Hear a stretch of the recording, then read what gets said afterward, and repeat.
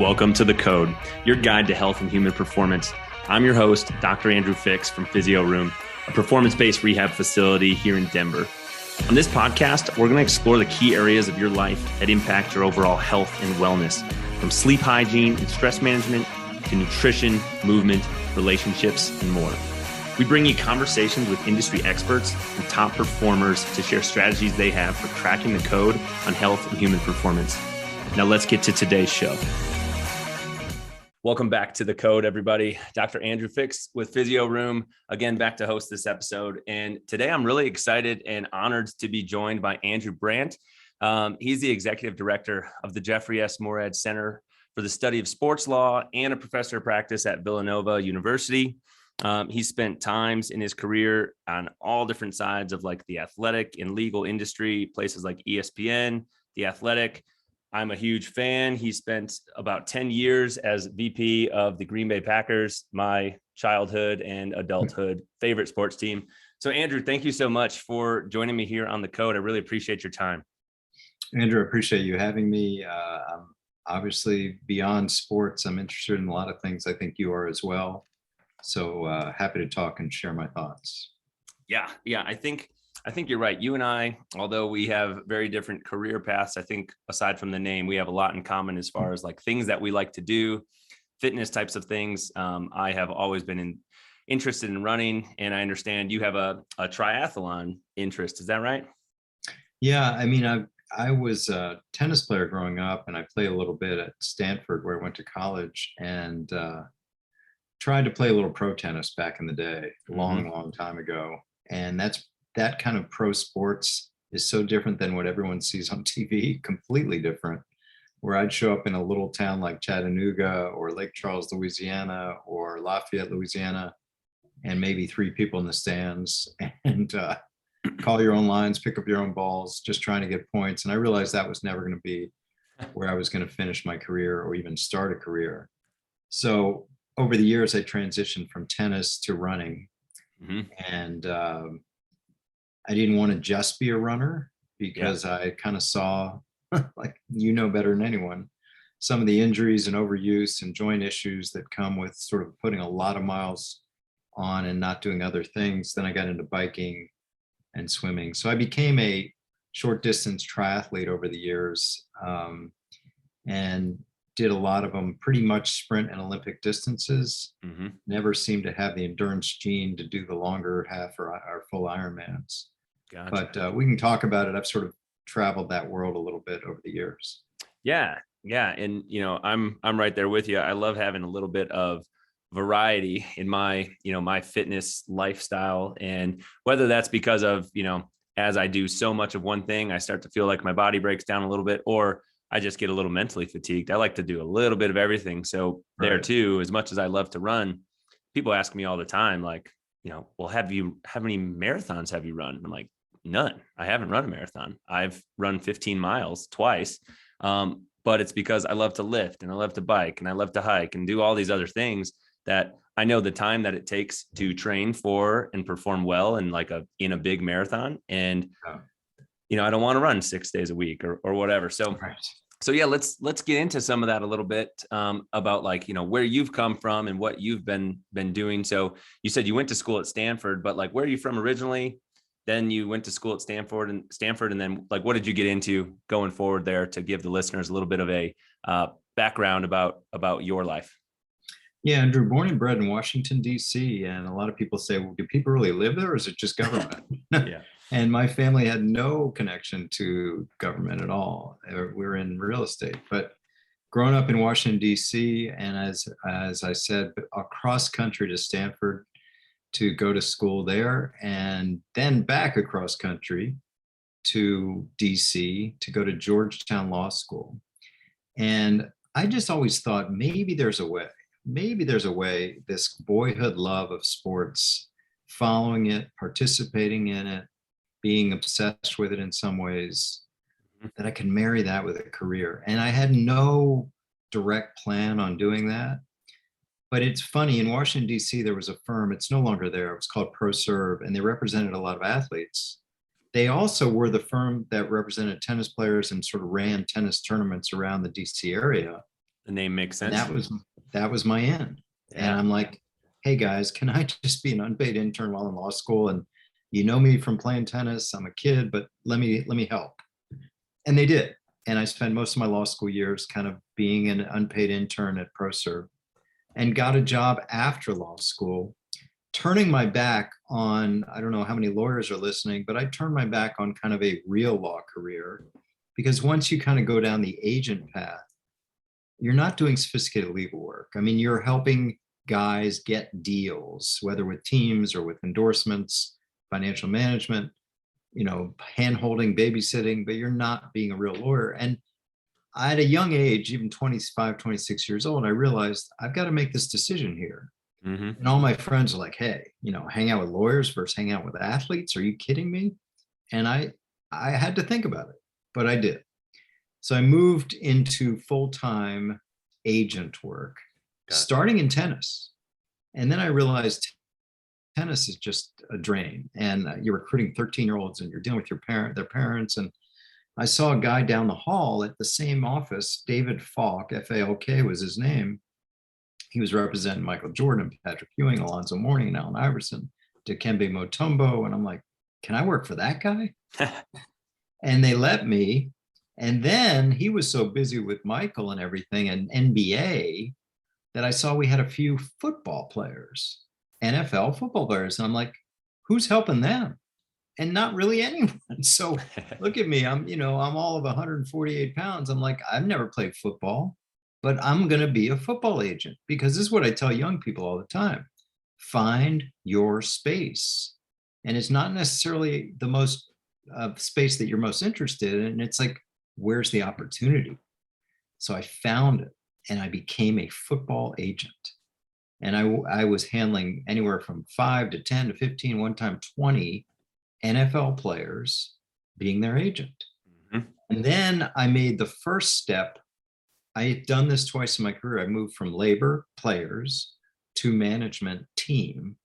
So first I went to a league called NFL Europe. Oh, yeah. Where they came to me and they said, hey, Andrew, do you speak Barcelonan? I'm like, what's that? Spanish? They said, yeah. I said, okay. Turned out it's not Spanish. They said, well, we're looking for young general managers in these new league. I'm like, okay, young, I'm single. I'm like, I'll do it. And I left my players behind and I went to the team side, at least in NFL Europe. Yeah. And that I could write a book about. That was, they cheered at the wrong times. They did the wave the entire game long. That's hilarious. They're putting up goalposts at the corners of the end zone. They're like cheering. I mean, we had to put night tables with pillows at the end of each bed so their feet didn't flop over. We never got enough food. They ruined, I had to bribe customs for equipment. This was a true adventure. It lasted 2 seasons. Then it folded. Then I went back to the agent business. I had the watershed client of my career. I had this kid that just won the Heisman Trophy at University of Texas named Ricky Williams. He was my guy. After 2 years of spending time in Austin, recruiting him, he leaves me. He saw a guy named Master P was getting into the agent business. I said, who's Master P? He says, he's a rapper. I said, what's going on? He says, he's starting an agency. I want to be with him. I said, what about me? He said, come work for Master P. And I'm like, okay. I'm telling my wife, I'm going to go work for Master P. And then this is how life happens. People don't realize it, but within the same 36, 48 hours, I'm getting calls from the Green Bay Packers. And I'm like, okay, I've had clients over the years, but I had one guy there at the time, third string quarterback, Matt Hasselbeck. I have a Matt Hasselbeck autograph at my parents' house. Yeah, that's awesome. One of the few autographs I have. One of those years of the teams. I remember my dad stood in line for for a while to get a bunch of players sign this Green Bay Packers helmet. It's sitting at my folks' house. But yeah, sorry to interrupt you. So quickly, how I landed in Green Bay, I said, well, they said our coach Mike Holmgren just went to Seattle. I'm like, okay. I saw Sports Center. Well, he took the guy Reinfeld who ran the whole business operation. I said, okay. They said, how'd you like to switch sides? I'm like, Green Bay? They're like, yeah. I said, okay, why me? They said, well, we like the way you negotiate. We like the way you deal with the salary cap and manage. And, we want to get more agent friendly. What better way than hire an agent? I'm like, okay. So I go up there, I meet them. I say, don't take offense at this question, but do I have to actually move here to do this job? And they said, no offense, but yeah. So long story short, I moved there. I was there 10 years, 1999 to 2009. And basically, I did everything but coaching and scouting. I did all the player contracts. I managed the NFL salary cap. I dealt with the league office on all issues, player disputes, player fines, player discipline. I dealt with managing our strength and conditioning and our training staff, all these things that go into working for a team. Mm-hmm. And to bring you up to speed, so we get this out of the way, I just decided in 2009, and it was coming for years before that, I wanted more. I wanted more in my life besides being a lifer for an NFL team. And I know everyone says that sounds like such a great job, and oh my God. And it was a great job, but for a time. It was for a time. It was a chapter in my life, not my life. And I looked at two areas I wanted to do next, which I've been doing for the last 11 years: media and academia. Mm-hmm. So on the media side, I've done ESPN. I write a column for Sports Illustrated. I write a newsletter every week. I do a podcast every week. I do TV when they ask. I mean, it's just something that I like doing, where I can break down complex topics about sports Mm-hmm. into an insider point of view, where I've been behind the curtain and I can take viewers and listeners and readers there. And then I take students. I started at Penn, at University of Pennsylvania, Wharton, and I was approached by Villanova University about 7 years ago. Would you run a program in sports law and sports business? And I've been doing it ever since. I think there's a real appetite out there for young people to get into sports. They just don't know how to do it. Yeah. Most people teaching sports don't have experience in sports. And I wanted to give that. And in this chapter of my career, Andrew, I really look at it as my way of giving back. Now, I'm never going to cure cancer or solve a disease, but I can give back with knowledge, expertise, insight, perspective that others don't have. Mm-hmm. I've been doing that across media and academia and social media and everything I do. And that's been really fulfilling to me this third chapter of my career.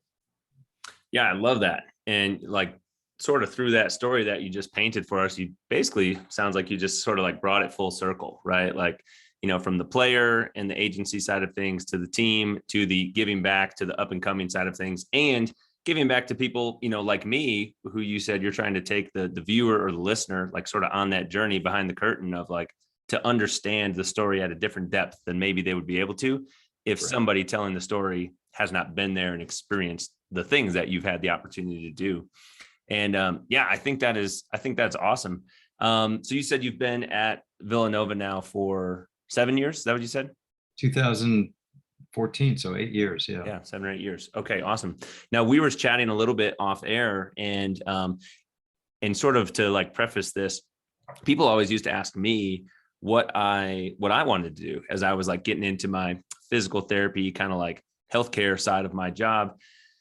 And what I always thought the answer was, I really want to work with athletes, right? It would be a dream of mine to be like the physical therapist for X, Y, and Z team, right? And then I start, answering some of these surveys and things in school about like what you want your life to look like. And then, oh, these are the types of jobs that are good for you. And what always kept coming back was like, being able to spend time with certain people, spend time with my family, spend time with friends and family, whatever. And, those different job surveys or career placing surveys never resulted in anything athletic for what I wanted to do. Because the experience that I've heard from people who have worked for teams is, that's basically your life when you are with that organization, that's what you do. And, that consumes pretty much all of your time when you're not sleeping. And so which like you said, for a chapter could be awesome. And, Right. even for life could be awesome for the right person. But what we were talking about off air is, since you've got into this third chapter of your career, you pretty much told me that you've had the opportunity to spend a little bit more time, if you will, on yourself, like Yeah. fitness, like kind of getting back to your athletic side of things and spend more time doing things that you really enjoy that might be outside of the career. So what types of things are you into these days? Well, it really started in Green Bay, where I think, to get a little deeper on me leaving the Packers, I felt a little bit, I guess, sort of unchallenged later in Mm-hmm. my time there. I had done all the player contracts. I had done all the player issues. I had seen everything from a vice president of a football team point of view. So I guess I looked for, if you had to psychoanalyze me, I looked for challenges outside of my job. Yeah. And that's where I got into sort of competition running, racing, some running races, and then into sort of short distance triathlons. Um, for people who know Wisconsin, sort of this Door County area north of Green Bay, we do the Door County Triathlon every year. And that's sort of where I got into it. And then, of course, when I left the Packers, then, like we just talked about, you don't have that huge block of time at the office. I've been very fortunate to lead this career where I have a lot of jobs, which we just talked about, but I can schedule most of it. Mm-hmm. Of course, Villanova, I have my teaching, and sometimes I have meetings and stuff, but I can really do a lot of scheduling of my time. And one thing that's become a non-negotiable in my schedule every day is exercise, Yeah. for all the reasons your listeners know: physical, mental, emotional, just how much it becomes part of your existence, how better you feel, how you challenge yourself. You always feel better after a run than you did before a run, all those kind of things. So I try to schedule it all the time. And I've transitioned to a couple different areas where I've done short distance triathlons. The long ones for me were the Olympics. I've gotten back to some road racing.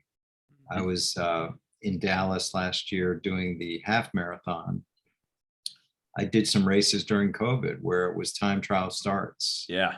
which cheaters like me would do running starts, So, and then, I can take you inside a little bit of this huge challenge I did last year, about Mount Everest, if you like. Yeah. And sort of to, before you tell that story, to tell all the listeners that are tuning into this, that's kind of how you and I got connected, was because somebody that my wife knows through her employer, who had an opportunity to meet and get to know you, was able to work with you while you were preparing for this event. And when my wife shared with her that, that I have this podcast for our business of Physio Room, where we want to talk to people who are, one, pushing the envelope, two, like, going out there and doing awesome, cool events and cool things, or, just like living a lifestyle that we want to share and promote to other people.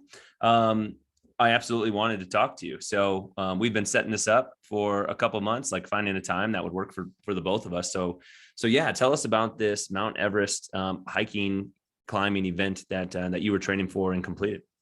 I love to hike. I live back east outside of Philadelphia. Not a lot of big hills here, I don't but think so. I do live right by the woods, so it's always a nice to clear my head. Hopefully, most days just walk at the end of, and there is some hilly parts.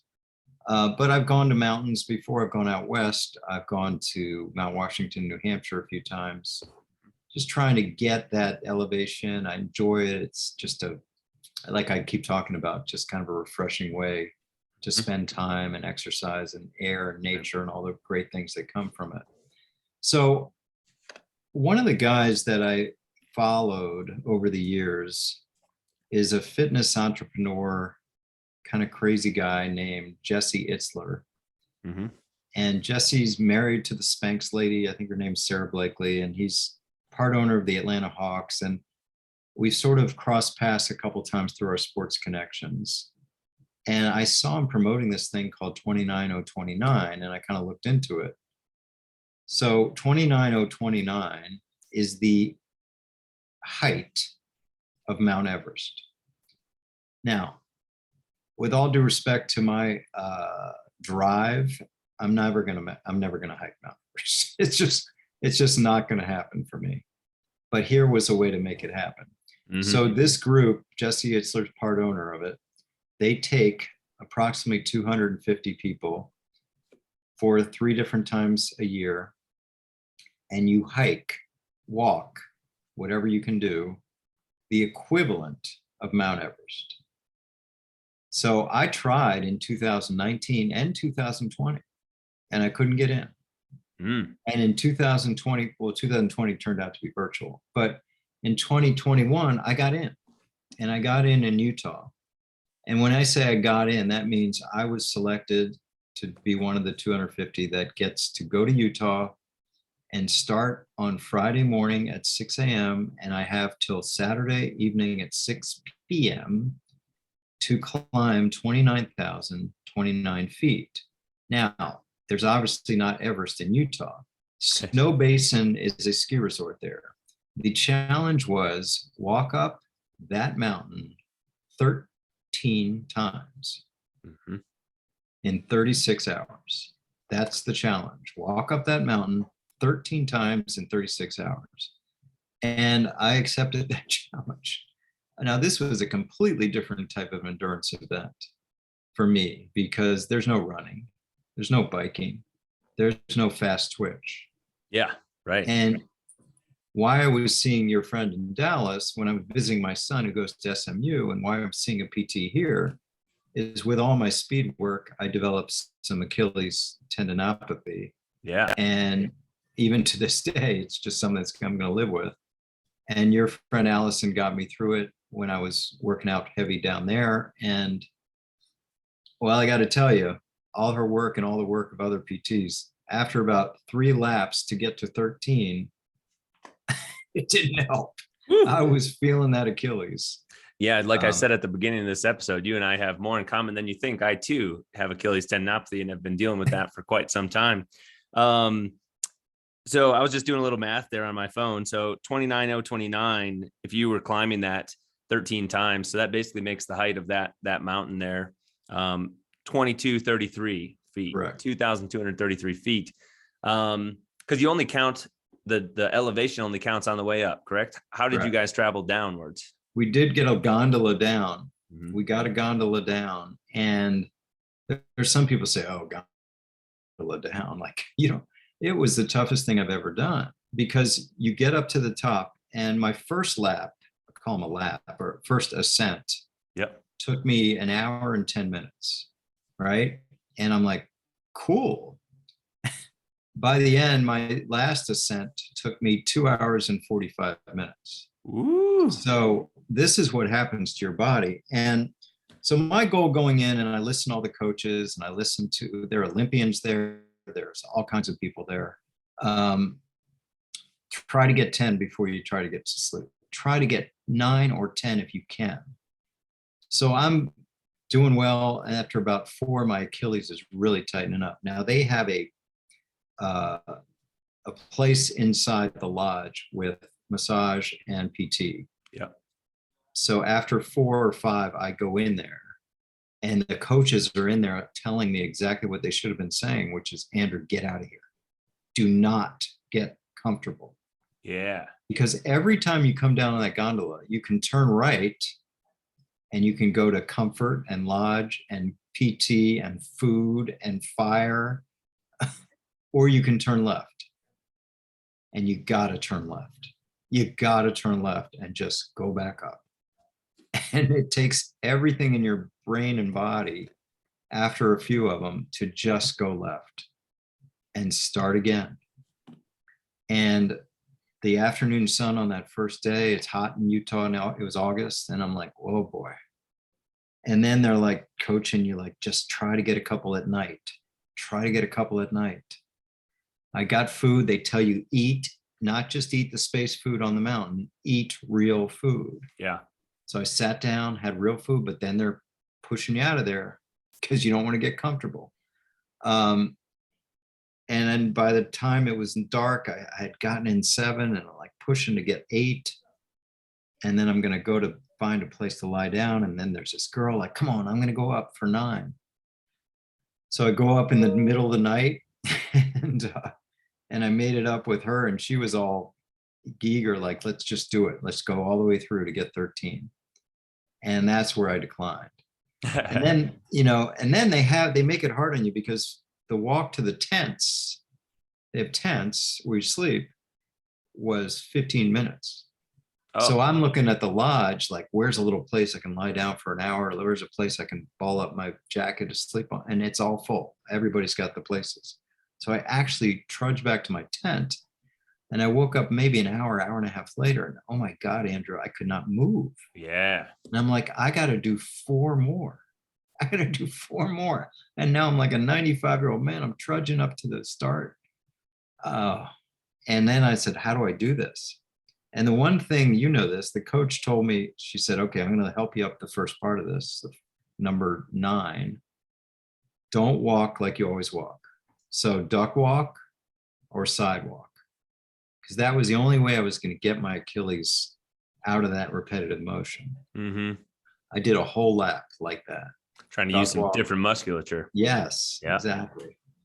And then trudging through 10 and 11 and 12, and then 13 was your victory lap. So I made it. I made it in 31 hours. I finished at 1 o'clock. Had some time to spare.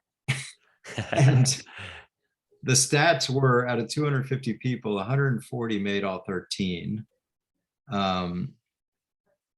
It was much more mental than physical. It really was. I mean, obviously physical with the Achilles, but to train your brain and your body. And I think this was the whole message of this whole thing, which is, you want to look back on your life and your year and everything and say, oh man, I did that.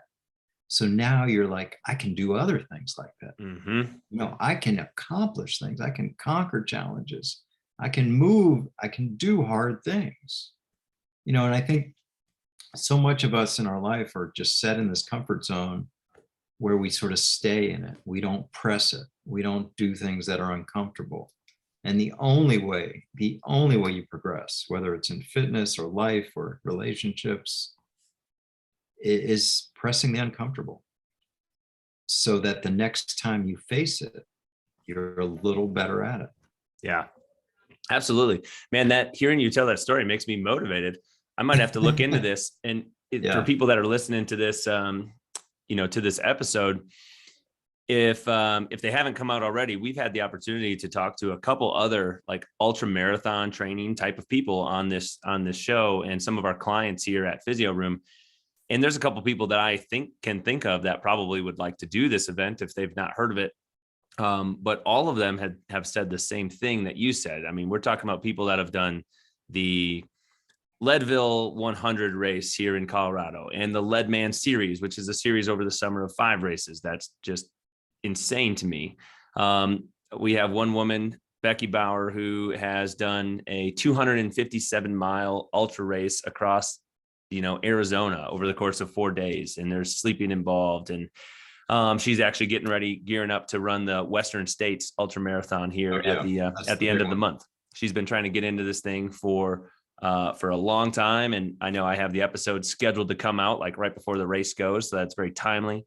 But they've all said the same thing as you just said, in that it is so much more mental than physical when it's all said and done, right? It's a huge physical endeavor, but the mind is what is going to help you either get through it or not get through it. Right. Like you just alluded to. Right. And I think I try to do that in a lot of ways in life, is just try to test yourself, try to do things that push yourself a little bit, whether physical or mental. And it's just sort of trying to be better, trying to get better every day. Absolutely.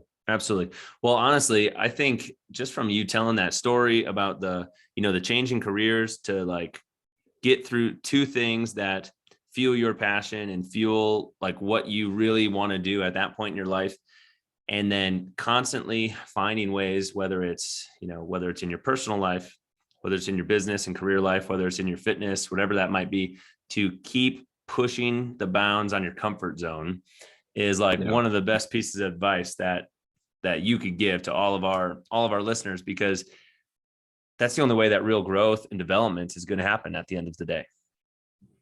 No, I think that's right. And I tell that to young people. And I do deal with a lot of young people, whether students or just people reaching out. And, the best life advice I can always tell them is um, make yourself different, make yourself something that's not like other people.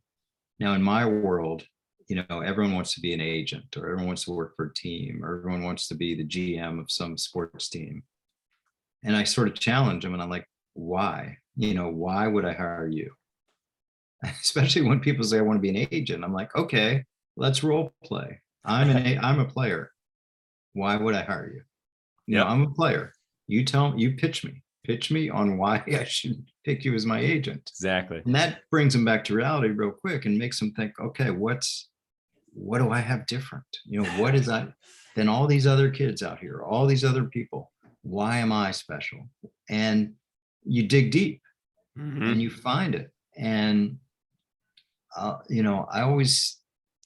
tell you a story that at the Packers, we go to the combine every year. Everyone does. And most people know about the physical thing where you test them on the 40 and you test them on Right. strength, 20, 25, 20 reps on the 225 and all those things. We also interview. Mm-hmm. And the coaches are asking things about football. And I'm like, here's what I interview them with. I'm like, tell me what you do when you get up in the morning. And the kid would go like, Well, what do you mean? brush my teeth. Yeah. I'm like, what do you do before you brush your teeth? And he'd go, put on my clothes. What do you do before you put on your clothes? And then everyone's looking at me like, who is this guy? And I'm like, here's what I wanted to know. I wanted to know, where's the kid that gets out of bed and does 50 push-ups? Where's the kid that turns on his little flashlight and studies not to wake up his roommate? And where's the kid that's pulling out a book to journal or to write a to-do list or to go over some things or to do an hour of studying? These are the kind of people that are successful. It's the people that are willing to do things other people aren't. It's the people that are willing to be consistent, right? Every day, if not, maybe miss a day, but come back the next day. Consistency is so key. And stepping out of your comfort zone, these are the successful people in whatever walk of life. I have found in sports, but it translates to everything. The two most important drivers to success are going to be self-motivation and self-discipline. Mm-hmm. And it always comes back. I always see success from people who have that, because in life, your success is intrinsic, right? How you make yourself is intrinsic. It's not for the money. It's not for the status. What will you do with your life if you're not getting paid, if you're not getting status? What's important to you? And when people are successful, it's important to them. Like there's a sense of pride and urgency in their life about what they're doing that's not driven by money or status. And when you see that, it's really impressive to see. Yeah. Yeah, you're totally right. And you just like hit the nail on the head with absolutely that the consistency in no matter what you're going to do is going to ultimately make or break whether you're successful in that. Well, whether this is we talk to people that are going on weight loss journeys or people that are trying to improve their strength and their performances in the gym, their, performances on the track or endurance events type of thing. And there is no secret sauce to exercise, to nutrition, to anything like that. The consistency is going to lead to the results in all of these different facets of life. And the people who are more consistent than others over a longer period of time, by no coincidence, usually wind up being the ones that we, think of as being more successful every single time. Yeah. Show up. Yeah, Show up. right. Just show up. And you see it over and over again, I'm sure in your world. Like, are people just showing up? Like, it's easy to blow off things. Yeah, totally. And, wake up and do the thing that you got to do. And that's why, in my daily life now, I make sure the harder things are done like first thing in the morning. Yeah. Speaking of fitness, I used to be that guy, and maybe I've gotten soft in my old age, but I used to be the guy that rolled out of bed and laced him up and was out the door at 5:30 in the morning running or biking. Now I'm like, okay, I'm coming down, drinking my coffee, and I'm working on whatever's the hard thing for the day. It might be writing, it might be grading papers, it might be writing a column, writing a newsletter, but I want to get that out of the way. Yeah. So then I have my fitness time, and then I have my meetings, and I just make sure I'm a consistent with, you got something you got to do today, just get it done. And then you do your exercise or whatever it is. Yeah. I love that. I love the saying, first off, do hard things, but yeah, if you can do them before you do the easy things, you make sure you get it done. And, I'm right there with you that I need to schedule my exercise time into my day to make sure that it happens, so that things don't hit the fan and all of a sudden the days just went awry. And then I didn't get that thing done that I really wanted to do. Right. And the day's gotten away from me. Andrew, this has been great. And I know you've got something coming up here shortly. I want to make sure we don't keep you too long. And I'm going to go do some hard things after listening to you talk. But if other people, are listening to this episode and, they're inspired or engaged with the story that you're telling, and they want to like reach out to you or learn more about you, how can people get a hold of you and to maybe continue this conversation or learn more about some of the things that you've had the opportunity to do if they would like to pursue some of those things? Yeah, I mean, I'm very active in media, but also social media, and I'm pretty easy to find. Andrew Brandt, my name, simple, on Twitter, Instagram. I couldn't get the Andrew Brandt. I'm Andrew Brandt 2, number 2. And I actually do these reels now where I talk about the issue of the day in my world, which is sports law, sports business. So on Instagram, I'm very active doing that. And obviously people can reach out to me there. The newsletter I mentioned, the Sunday 7, is subscription free. Just go to andrew-brandt.com, andrew-brandt.com.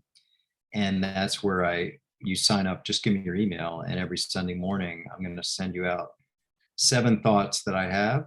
And those you interested in this topic, I always put in some fitness and life thoughts as well as my sports thoughts. So encourage you to get that. My podcast is called The Business of Sports, wherever podcasts are found. And my column is every week at Sports Illustrated on the business of the NFL. So all those ways to find me, and I'm always willing to help out and talk to people about their goals, just like you are, Andrew. Awesome.